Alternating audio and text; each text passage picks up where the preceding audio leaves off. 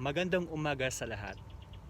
Ngayong 11 November 2024, gusto kong magpasalamat ng buong puso sa lahat ng bumubuo, nagtaguyod at nananatiling nagtataguyod sa Pilipinas. Maraming salamat sa lahat ng mga iba't ibang klase ng mga communication artists, ng lahat ng media networks sa loob at sa labas ng Pampanga. Maraming salamat sa CLTV, CLTV 36, sa PEP TV, sa Clark in Action, sa lahat ng mga programa ng Pampanga TVs, radio. Maraming salamat sa lahat ng mga writers and journalists at lahat ng mga nagpapatuloy na ilabas ang tunay na kultura ng Pampanga. Dakal salamat kay kayongan. Maraming salamat sa lahat ng mga writers, journalists, reporters at iba't ibang creative writers ng GMA Network, ng ABS-CBN, ng TV5, ng GTV at iba't ibang klase pa ng mga TV stations. Maraming salamat po sa inyo dahil lagi po ninyong ginagawa ang best ninyo para mag-inform, mag-educate, mag-inspire at mag-entertain ng lahat ng Pilipino sa lahat ng probinsya ng ating bansa.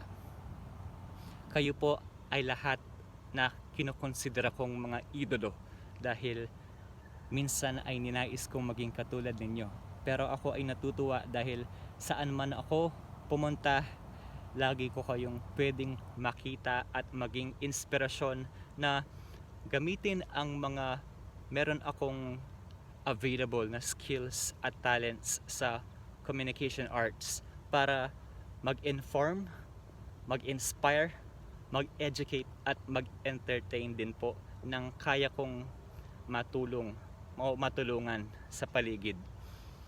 Ngayon po, ngayong araw, nais ko pong i-record ang video na ito upang sabihin na pangarap ko na tuparin ang ibinigay na misyon ng Panginoon sa akin. Ito ang bagong misyon nating lahat bilang Pilipino.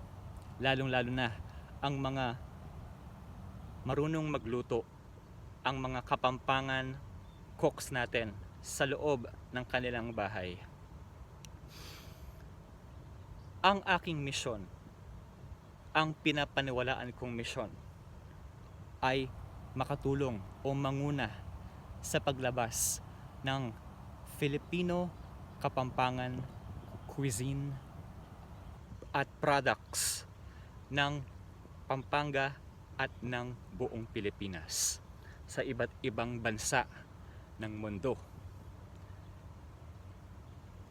Ngayong araw na ito, muli kong susubukan na mag-apply sa MBA school sa Japan, Globis, upang mas ma-improve ang aking business skills at iba't iba pang klase ng mga modernong skills na makakatulong sa aking bagong misyon, bagong adhikain na ito kasama kayong lahat. Kasama ang mga nais gumabay, lahat ng mga magagaling magluto at mas gusto pang gumaling sa pagluto. Kayo ang aking tunay na ginto sa mission na ito. Kaya naman, totoo nga ang sinasabi na unity ang kailangan para tuloy-tuloy tayong umangat. Love, peace, unity at faith sa Panginoon at sa lahat ng kapwa anak ng Diyos ang kailangan natin, lalong-lalo na sa panahon na ito. Ngunit natutuwa ako, ang puso ko ay tunay na nagagalak dahil ang bagong Pilipinas ay ang pinaka the best na version ng Pilipinas na aking nasilayan at nasisilayan, at nais kong makatulong upang tuloy-tuloy ang pag-angat ng ating bansa sa iba't ibang aspeto. Hindi ko alam kung ano ang kaya kong gawin, pero merong akong paniniwala na kaya kong makatulong basta kapit lang sa Diyos at sa mga nais gumabay at tumulong. Itong video na ito ay magiging lumang video lamang, pero naniniwala ako na sa manifestation ng ating mga pangarap ay nagsisimula ang katuparan nito. Ano ang sinasabi natin, yon ay panalangin. Yan ang sinabi ni Pastor Ed Lapis. Lagi ko siyang pinapakinggan sa araw-araw dahil ang sarap ng kanyang mga pinapakain na salita ng Diyos. Ang sabi niya, ang panalangin ay hindi lamang panalangin sa Diyos. Ang panalangin ay ang kung ano ang mga pinapaniwalaan natin at nilalabas nating salita. Ang panalangin ay kung ano ang ating ginagawa. Ang panalangin ay kung paano natin kinakausap at tinatrato ang ating mga kapwa. Ang panalangin ay kung paano tayo nabubuhay sa bawat araw. Kaya naman, gusto kong laging mabuhay sa panalangin na magmahal, at iba't iba ang klase ng pagmamahal na kayang gawin ng bawat isa. Maniwala, magtiwala sa Diyos, at lagi tayong manampalataya sa Kanya. Anuman ang meron tayo, anuman ang wala, anuman ang dumating at ano ang mawala, laging mayroong Diyos.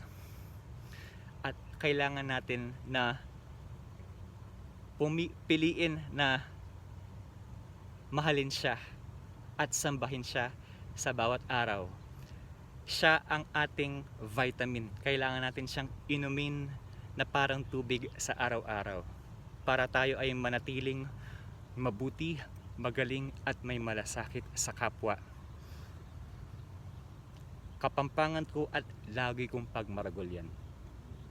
Tunay kong Pilipinong kapampangan, para keng Pilipinas, para keng Pampanga.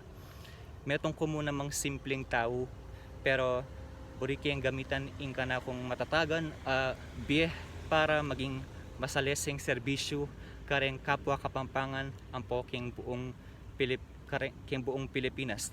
Ako balo ne kasi syempre anak ko mo, pero ini kaya mo ini bala mo manifesting, pero siguro yung pinaka the best na sao na akwa ko is ing kapangyarihan ning apong Ginoo, ang poreng tuneng anak ng Diyos, di ba? So balo ko kaya beka ka rin. Kaya naman kita-kits ka ta ne. Dakal salamat. Paalam.